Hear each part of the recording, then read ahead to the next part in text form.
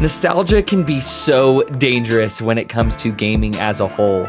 I find myself the most addicted to certain games if nostalgia is involved, and I bet that's the same way with a lot of people too. But before we get into it, please leave a like, pop a sub, and comment down below any of your thoughts about anything I say in this video, and let's get right into it.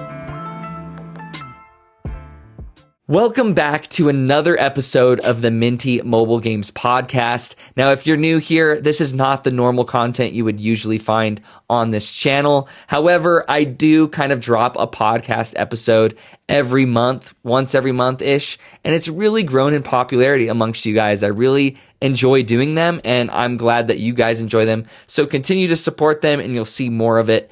But this is a podcast where I kind of talk about what I'm playing currently on the mobile gaming platform outside of videos that I've already covered. And I also talk about my thoughts in the gaming space and what I'm playing on other platforms. And then finally, just miscellaneous things that are on my mind, especially when it comes to being a content creator on YouTube or YouTube in general. So I hope you guys enjoy this if you're new, and thank you so much for returning if you guys have been here for a while. Now, first and foremost, what am I playing on mobile?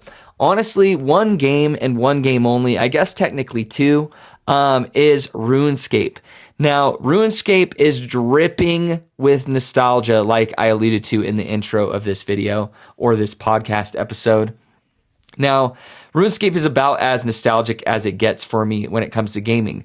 RuneScape, and if you guys hear dogs in the background, sorry, I have 5 dogs in my office. I'm actually dog sitting for a buddy, and so you might hear him kind of crying in the background. He's pretty sad. He's in a new spot. So there's a heads up if you guys hear some strange stuff in the background. But RuneScape was my first ever multiplayer game that I ever played. Now, that sounds pretty wild, but it's true. I remember I had a Nintendo DS, I think, is what I had at the time. I remember I just had bought Puzzle Quest. Shout out Puzzle Quest. But it's a match 3 RPG, and there he is. That's Brody. But I had just gotten that game. I was really loving it. And then my cousin, this was during our Christmas break. I think I was in middle school at the time. He showed me RuneScape on his really crappy laptop. It was a really old fat laptop. This is a long time ago because I almost have my 20-year veteran cape in RuneScape. I know I have my 15-year. I think it's somewhere in between. But I remember him showing me this game for the first time, and I could not stop playing. I loved it. I loved the idea of trading and selling things, and I just thought it was so cool how there's literally a whole nother world with its own economy online. It just blew my mind. And that's what started my obsession with multiplayer games. If you guys didn't know, outside of mobile gaming, a majority of the games I play are multiplayer. I love multiplayer games. I love single player games too, but nowhere near as multiplayer. And RuneScape started that for me. But with that tangent, I've been back into RuneScape. Having it on mobile is extremely dangerous. It's so accessible, and a majority of things in RuneScape feel pretty good on a phone. It's not that bad, especially for skilling. But I went down a rabbit hole on YouTube, like all of us do, and I was getting so many RuneScape videos from this guy called Canelo, I think is his name. Really well put together, fascinating stories about RuneScape lore and the history of the game and the player base, and they're just so entertaining. I was like, you know what? It has been so long since I've played RuneScape, actually grinded it. No RuneScape player truly quits. They always hop on and kind of check things out for a day or a week, and then they stop. But man, I was just I am itching to just grind RuneScape like I'm in middle school and early high school again. And I have finally done that. I'm fully into RS3 again, mainly because that's just I'm the kind of guy that only has one account when it comes to creating a character or playing an MMO or an RPG character. I will only create one character, and I never have alts, ever. And unfortunately, when RS2 upgraded to RS3, and it kind of split off, and then they introduced old school RuneScape, it carried my account to RS3 against my I don't know, against my choice, you know? Like it just happened. I had no say in it. And so I prefer old school RuneScape, the 2007-ish version. That's my favorite version of the game, but it forced my one character onto RS3 and you have to start a completely new character in old school. So I started a completely new character in old school with my cousin, who I had no clue still grinds the game to this day. He's played it very heavily, way more than I did back in the day. And so now I'm like right back into RuneScape with my cousin, in old school RuneScape, and then progressing the character that I grew up with in RS3, which has just been so fun. And ironically, my character's name in RuneScape is Puzzle Quest. So you can tell it's just such a precious era of my life where I was experiencing some of the best games in my life. I remember around that same time, Halo 3 had just come out. I was loving Halo 3. Maybe it was early high school and not middle school. Late middle school or early high school. But so many like integral core memory games I played during that time. And RuneScape was literally the core of that. So, man, I love RuneScape. If you guys have never tried it, it's an MMO that's simple, but it can also be as deep as you want it to be. But it's very approachable for an MMO. There's a reason why it's one of the most popular ones. So you might be surprised with how much you like it, and try both of them. They're both very different from one another. Old school RuneScape is kind of more you pay a membership or you can just play free and that's it. RS3 kind of has some microtransactions and stuff, which kind of makes it a little less good in my opinion. But I hope all this rambling was entertaining for you. But my point is with RuneScape, and pretty much any game like Halo 3 or Modern Warfare 2 and Modern Warfare 3, or like some of the classic Super Nintendo, like Super Star Wars games and stuff, these certain eras of our lives where we're just so carefree, and you just have not a worry in the world and you're experiencing these games for the first time. Like instead of just nowadays, I've been a gamer my entire life at this point, pretty much since I was like 12 or 13. And even before that, actually, because of the Super Nintendo, I was thinking of when I got my first console. But I always gamed on my cousin's consoles literally my entire life since I was like 8 years old, 7 years old. And I've seen it all. As soon as I play a game, like a single player game on Steam, I definitely know within the first 15 minutes what to expect in most instances. I'm like, yep, I already know what this is going to be. And I can already tell within that 15 minutes if there's something that possibly could be new. And obviously there's exceptions to that rule. Maybe there's like a plot twist later on in the game where they introduce all these crazy mechanics. But I usually can recognize when I'm going to experience something very similar to what I already have. But back in the day, these were our first experiences with those things, which makes them so much more exemplified and exaggerated. And they just seem so much cooler than they probably are. And I've had multiple instances where I return to games in my past and I play them. I'm like, yeah, this gameplay is not as good as I remember, but I still am enjoying it immensely just for the nostalgia. It's almost like returning to a journal entry or rereading a journal entry is picking up a game from your childhood. It's like kind of beautiful in a weird way, as cheesy as that sounds. And I'm sure I'm just rambling and saying really dumb thoughts that everyone has already had before. But I just was thinking about that. But RuneScape is a game that I returned to.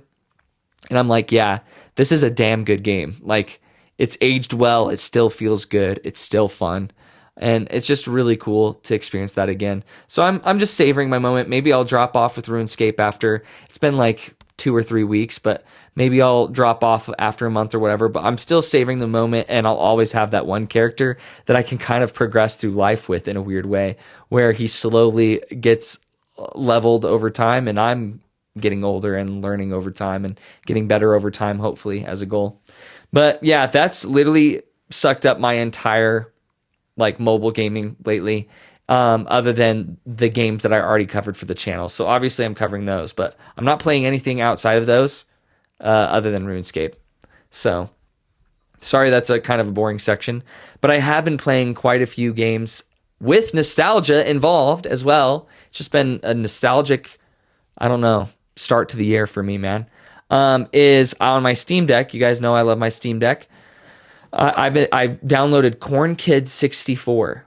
Now, I actually have never played Super Mario 64 as a 3D platformer.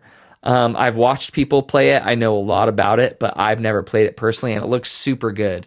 With Corn Kid 64, it's obviously inspired by that game to a degree, but it has its own unique mechanics as far as I'm aware. And it is the most, I don't know how to describe it. It is the most satisfying, straightforward, but yet also, I don't know, open-ended 3D platformer I've ever played. I don't know how to describe it.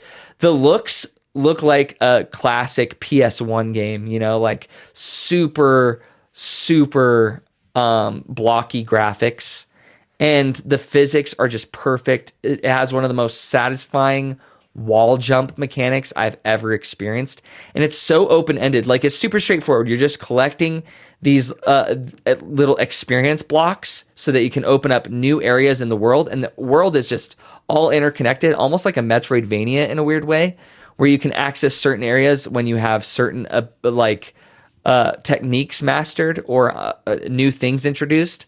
It kind of feels like a Metroidvania in a weird way, but it's just such an open world where you're just trying to collect stuff and get to new areas, and that's all it is.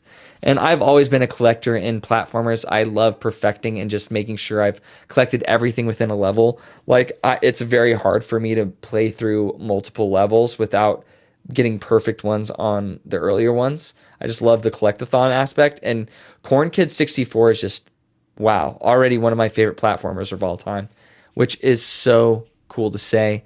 And I bought a couple other 3D platformers, but I haven't really played any of them yet. I'm really into the 3D platformer era again, and I'm really, really enjoying it. And if you guys are curious, my favorite platformer of all time, not just 3D or anything, my favorite platformer of all time is Donkey Kong Country. Donkey Kong is the GOAT. He's been neglected. He hasn't had a very good game in a long time. Probably since, I think, Donkey Kong Returns is probably the last good. No, we did get Tropical Freeze, but I still feel like Donkey Kong, it was good, but we need more, man. I love Donkey Kong. Anyways, so Corn Kid 64, way good. Now, I also got into Necessity. Now, I think RuneScape has kind of killed how much I was playing this game, but I was a big Terraria person, and I loved Terraria, and I'm sorry, I know this will literally get my channel canceled, but I don't like Minecraft. I don't understand the hype. No, I do understand the hype, but I personally don't enjoy Minecraft. But I love Terraria. Now, imagine Terraria, but a top-down viewpoint mixed with kind of like a colony sim kind of thing where you're managing your village, and you can make the village basically do all the mediocre or super monotonous tasks of running a farm, like in Harvest Moon or Stardew Valley, stuff like that. Imagine your village just taking care of all those tasks, and you get to do whatever the crap you want, build whatever the crap you want.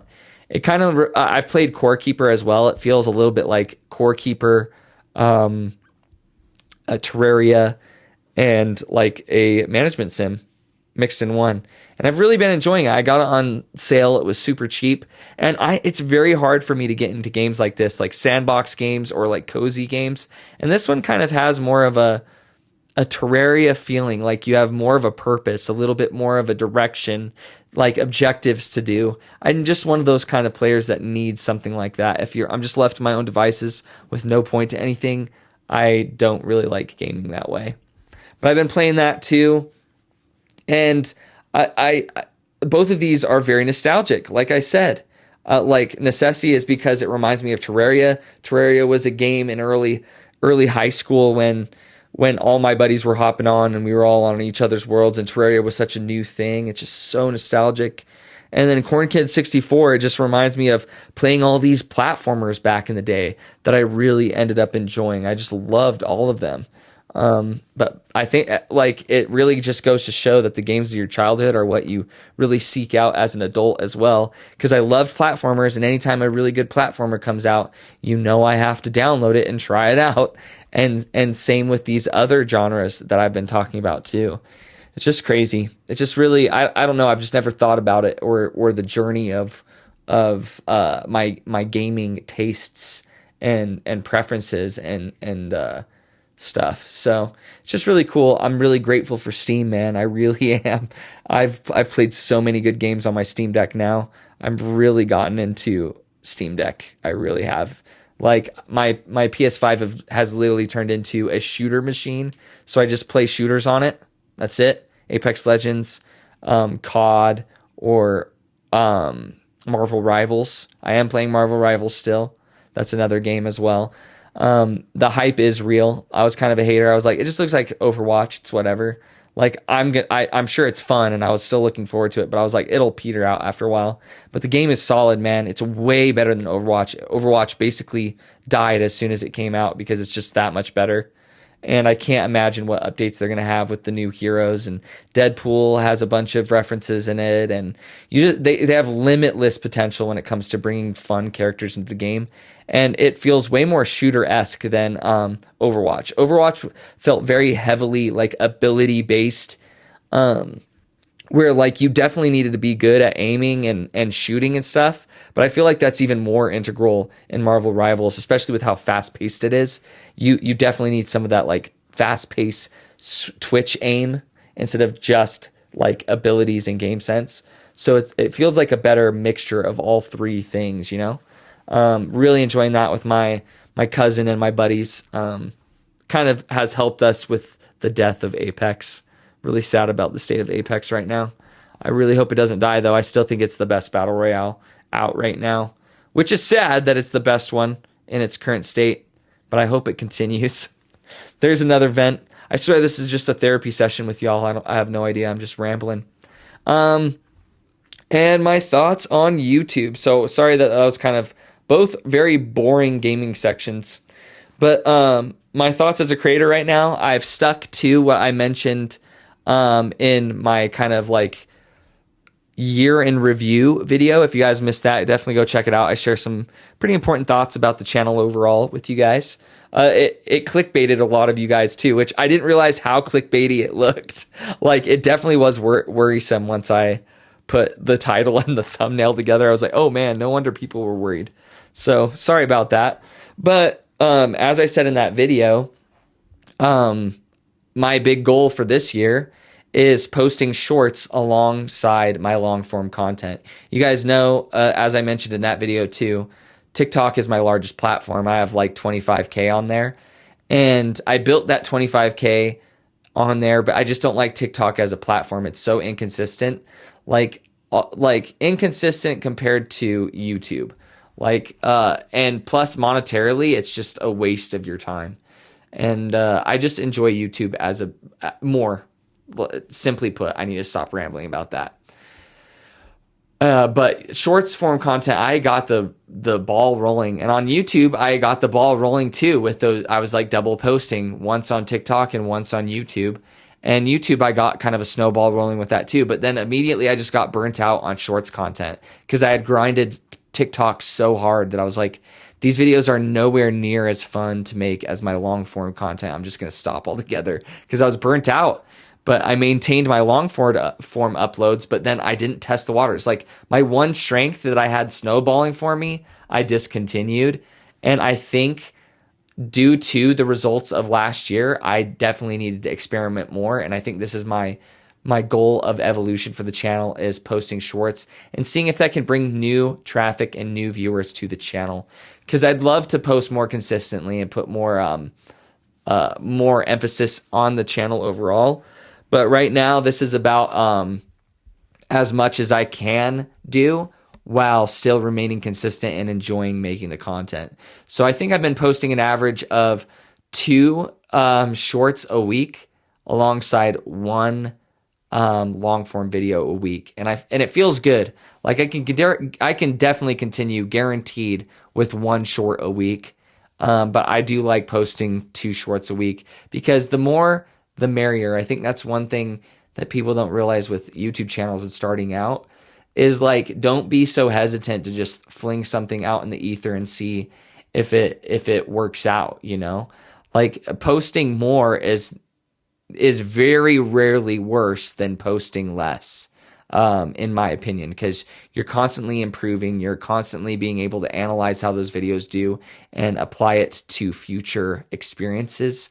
And I think that's invaluable. And it also gives the algorithm, it gives you more of a chance because the algorithm has more videos to kind of process, and there's more likelihood that one of those will hit with the algorithm, which kind of sucks. Like, a lot of it is just coming down to frequency instead of quality.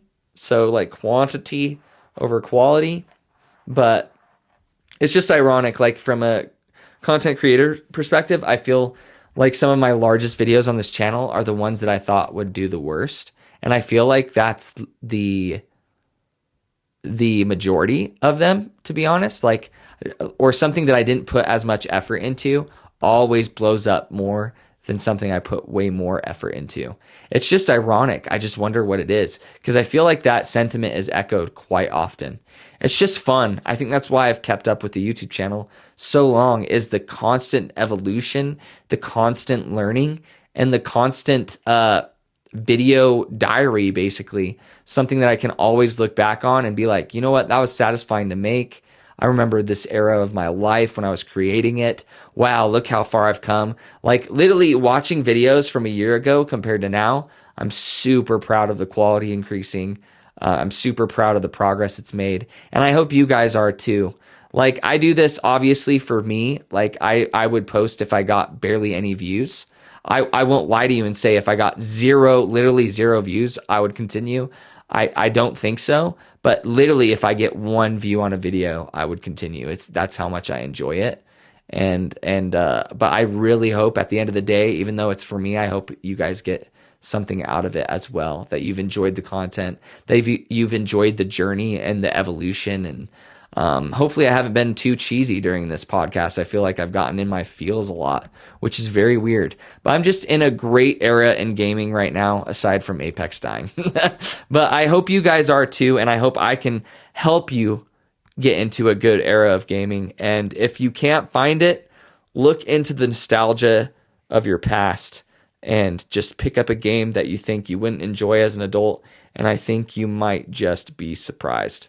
All right, guys, I love you. Thank you so much for watching to the end of the video. Don't forget to leave a like, pop a sub. Please let me know your thoughts, as always, in the comment section down below. It's a huge motivator for me, and I really appreciate it. Stay safe and take it easy.